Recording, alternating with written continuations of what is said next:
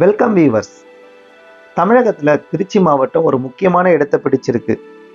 சுற்றுலா, உள்கட்டமைப்பு வசதிகள், நலத்திட்டங்கள் என அடுத்த தலைநகராகும் அனைத்து வசதிகளையும் திருச்சி மாவட்டம் விரைவில் அடையும் என்பதில் சந்தேகமில்லை. இந்நிலையில் தமிழகத்தில் தஞ்சாவூர் மாவட்டத்தில் தான் அதிக கோவில்கள் இருந்ததாக மக்கள் அனைவரும் எண்ணிக்கொண்டிருந்தனர்.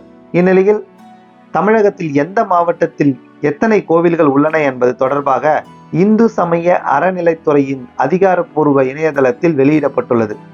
அதில் திருச்சி மாவட்டம் முதலிடத்தை பிடித்துள்ளது. அதிக கோவில்கள் நிறைந்த மாவட்டமாக திருச்சி மாவட்டம் உள்ளது. நாம இந்த வீடியோல இதை பத்தின டீடைல்ஸ் தான் பார்க்க போறோம். வாங்க பார்க்கலாம். Welcome to Vijay info.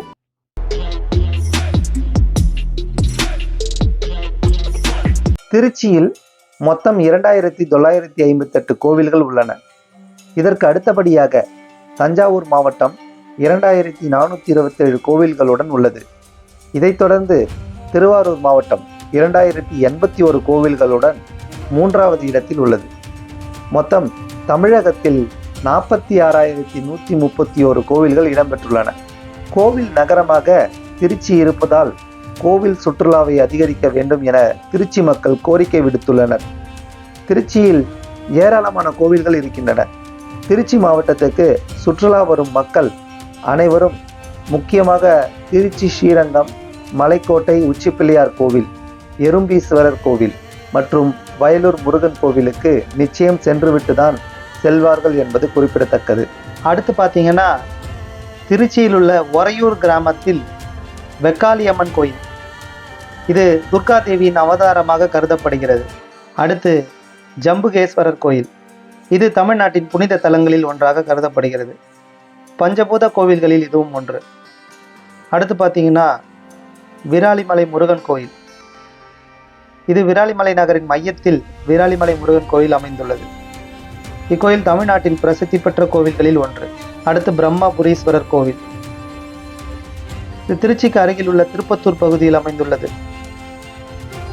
இது பிரம்மாவின் தலைவிதியை மாற்றியதாக நம்பப்படுவதால் பிரம்மபுரீஸ்வரரால் பிரதிஷ்டை செய்யப்பட்ட ஒரு மரியாதைக்குரிய இந்து கோயிலாகும். அடுத்து வாராகியம்மன் கோவில். வாராகியம்மன் கோயில் திருச்சி மாவட்டத்தில் வரையூர் மங்கள் நகரில் அமைந்துள்ளது. அடுத்து பார்த்தீங்கன்னா ஸ்ரீ குங்குமவல்லி சமேத தான் தோன்றீஸ்வரர் கோவில், 2ஆம் வரகுண பாண்டியனால் கட்டப்பட்டது. இது திருச்சிராப்பள்ளி வாரியார் என்ற இடத்தில் அமைந்துள்ள தான் தோன்றீஸ்வரர் கோயில் சிவபெருமானை முதன்மை கடவுளாக கொண்ட கோயிலாகும். இக்கோவிலில் கிபி 885ஆம் ஆண்டைச் சேர்ந்த கல்வெட்டுகள் உள்ளன. அடுத்து அருள்மிகு கமலவல்லி நாச்சியார் கோயில், இது நாச்சியார் கோயில் அல்லது அழகிய மணவாள பெருமாள் கோயில் என்று பிரபலமாக அழைக்கப்படுகிறது. விஷ்ணுவுக்கு அர்ப்பணிக்கப்பட்ட ஒரு இந்து கோயிலாகும். அடுத்து பார்த்தீங்கன்னா ஸ்ரீ பூலோகநாதர் சிவன் கோவில், இது திருச்சியில் அமைந்துள்ள மற்றொரு பிரசக்தி பெற்ற சிவன் கோயில். அடுத்து அக்கரைப்பட்டி ஷீரடி சாய்பாபா கோவில், இந்த அக்கரைப்பட்டி சாய்பாபா ஆலயம் 35,000 சதுர அடி பரப்பளவில் தமிழ்நாட்டின் மிகப்பெரிய ஷீரடி சாய்பாபா கோவில்களில் ஒன்று. இது திருச்சி சமயபுரத்திற்கு அருகில் உள்ள அக்கரைப்பட்டி என்ற சிறிய கிராமத்திற்கு அர்ப்பணிக்கப்பட்டது. அடுத்து ஸ்ரீ புண்டரீகாக்ஷன் பெருமாள் கோவில், இது திருச்சி புறநகரில் உள்ள திருவெல்லரை என்ற கிராமத்தில் அமைந்துள்ளது. இது ஒரு பழமை வாய்ந்த வைணவ தலங்களில் ஒன்று. அடுத்து நீலி வனேஸ்வரர் கோவில், விஸ்வநாதர் கோவில் என்று அழைக்கப்படும் நீலி வனேஸ்வரர் கோயில் 276 பாடல் பெற்ற சிவஸ்தலங்களில் ஒன்றாகும்.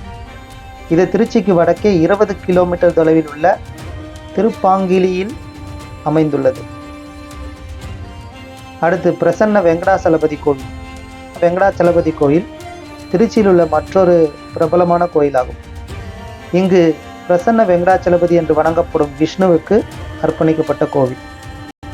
அடுத்து ஸ்ரீ ஐயப்பன் கோவில், கேரளாவில் உள்ள உலக புகழ்பெற்ற சபரிமலை கோயிலுக்கு அடுத்தபடியாக ஐயப்ப பக்தர்கள் அதிகமாக வந்து செல்லும் கோயில் திருச்சியில் உள்ள ஸ்ரீ ஐயப்பன் கோயிலாகும்.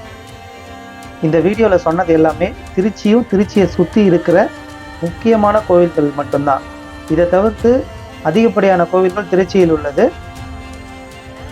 ஆனால் திருச்சிக்கு வரவங்க இந்த கோவில்களை, அதாவது இந்த வீடியோவில் சொன்ன கோவில்களை மட்டும் பார்க்காம போகிறதில்ல.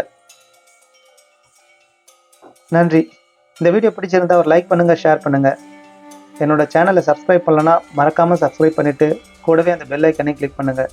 அப்போ தான் நம்ம தமிழ்நாட்டில் என்னென்ன அப்டேட்ஸ் டெவலப்மெண்ட் வருதோ அதெல்லாம் உங்களுக்கு உடனுக்குடனே நோட்டிஃபிகேஷனில் வரும். நன்றி.